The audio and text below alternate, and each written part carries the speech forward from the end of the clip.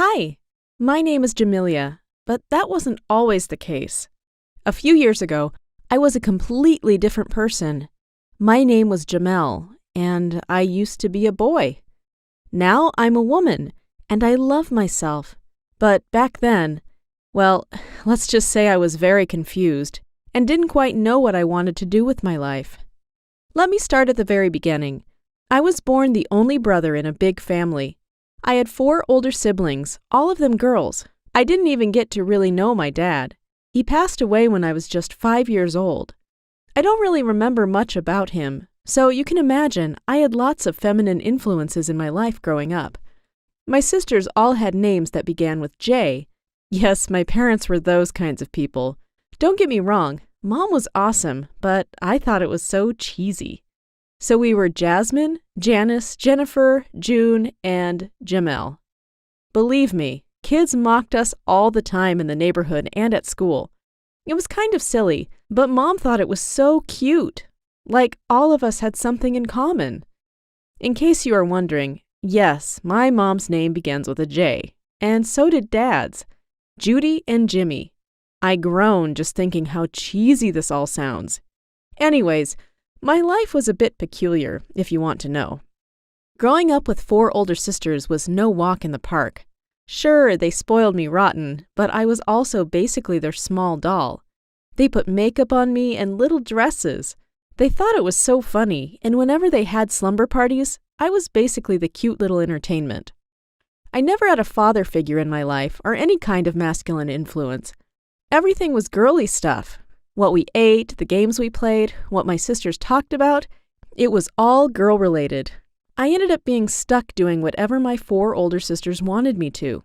Since I was the youngest, I didn't really get a say. And if we ever had a vote to decide anything, you can guess that I was always outnumbered. So I just began adapting to what they liked to do in order to be able to have some fun at all. They would convince my mom to keep my hair longish so that they could comb it into pretty styles when we were at home. They would also test their makeup on me. When the older sister, Jasmine, went to beauty school, who do you think was her guinea pig? Me, of course. She would have me sit there for hours. I'll be perfectly honest with you. I kind of enjoyed it, actually. She was so delicate about it, and she'd talk to me and tell me all about her life. I felt she was so glamorous and cool. At school, I didn't really get along with guys my age, to be honest. They were all super into sports and things that I didn't think were too cool. I prefer hanging out with the girls instead, and I got along so well with them. I think that most, if not all of my friends were girls. I would also give them great fashion advice, and they would ask me what to wear before going on a date. Boys always wondered why I never hung out with them, or why I didn't play football during the recess. I preferred staying behind and playing with the girls or gossiping with them. No one really seemed to mind at first, but as I grew older, things seemed to change. Boys thought I was weird, and they'd mock me about being too feminine. They didn't understand why I always wanted to be surrounded by girls. Though my sisters had always applied makeup on me while we were inside our home, I began wanting to do it when I went outside. I started to paint my nails with my sister's polish and try different colors. It was so much fun, and I thought it looked so cute on me. I began wearing blush and eyeshadow when I went to school, and eventually, even lipstick. My sisters didn't see anything wrong with it. They had always been super supportive of me and my choices. They thought that if it was what I liked, then it was perfectly fine. The first time I did it, though, it wasn't so easy, I'll admit it. I was using a pretty pink nail polish and covered my hands with mittens. I thought everyone could notice, but I don't believe anyone really did. When I got home, one of my sisters saw me take off my gloves. I hid my hands in my pockets, thinking that she would call me weird. Instead, June hugged me tightly, and she told me I never had to hide who I really was. Later that night, she told the rest of our siblings about it.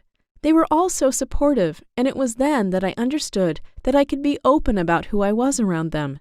This confidence grew every passing day, until I decided I was brave enough to wear makeup and nail polish outdoors. Showing off my feminine side in public felt right. It felt like I had been hiding for far too long, and now I could finally let the whole world know who I was. People stared my way, mostly guys. They asked themselves what was going on with me. Sure, I hung out with girls, that was one thing, but wearing makeup and painting my nails was so different from everything they had seen. We lived in a small town, and most guys were really manly.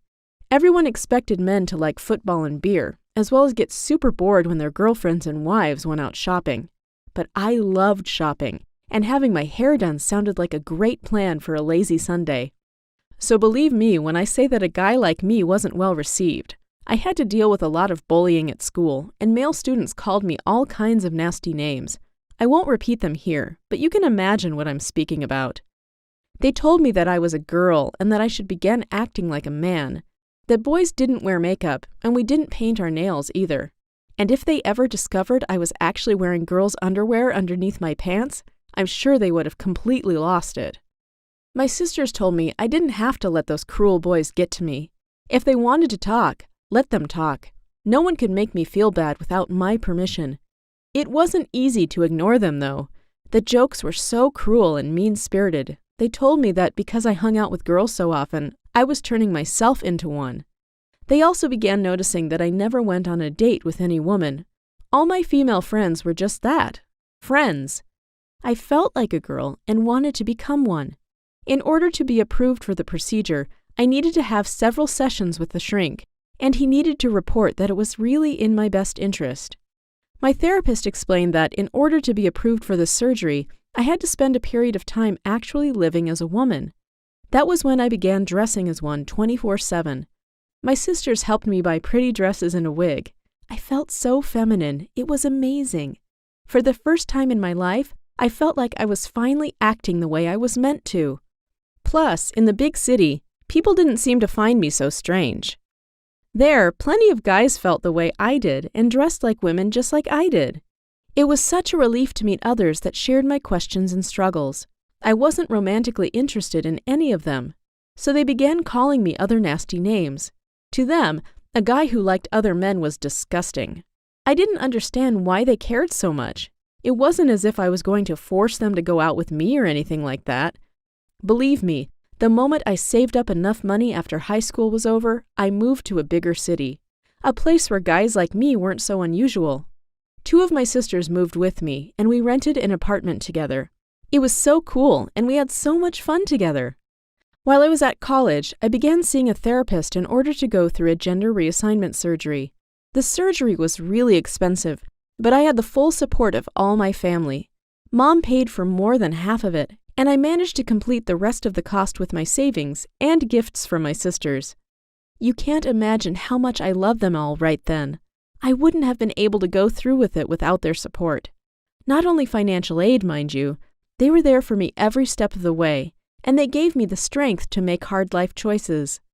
A year after the surgery, I was able to legally change my name to Jamelia.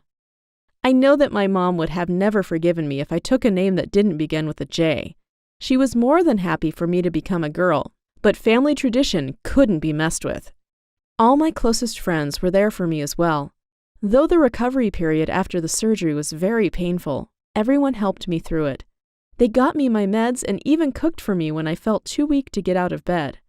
I consider myself fully a woman nowadays. My hair is long and I have a very curvaceous body. I'm dating this amazing guy.